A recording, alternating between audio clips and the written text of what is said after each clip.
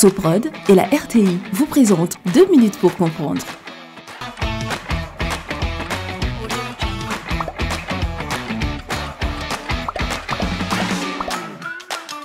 Parler du guanaco.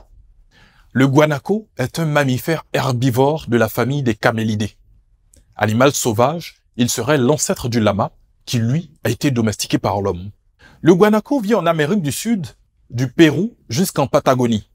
Il mesure de 1,50 m à 2 mètres.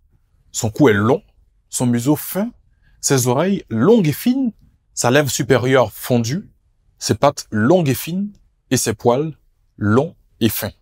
Le guanaco vit dans les forêts, les prairies, les déserts, les zones montagneuses, les hauts plateaux, le long de la cordillère des Andes. Il peut vivre jusqu'à 4000 mètres d'altitude.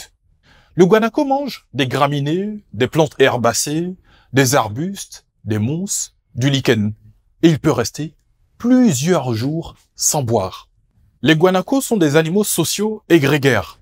Ils vivent en troupeaux d'une vingtaine d'individus, composés d'un mâle dominant, de femelles et de jeunes. La quête de nourriture est l'activité principale des guanacos durant la journée.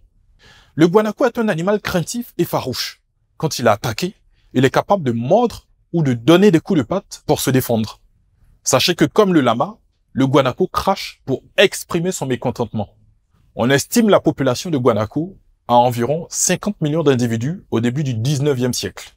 Après avoir été quasiment décimée à cause de la chasse intensive, la population de guanaco a remonté pour être aujourd'hui autour de 500 000 individus vivant à l'état sauvage. Le braconnage, la concurrence avec les éleveurs de moutons et la fragmentation des populations en petits groupes isolés sont les principales menaces pour l'espèce. Je vous donne rendez-vous demain à la même heure pour un nouveau numéro de 2 minutes pour comprendre. Soprod et la RTI vous ont présenté 2 minutes pour comprendre.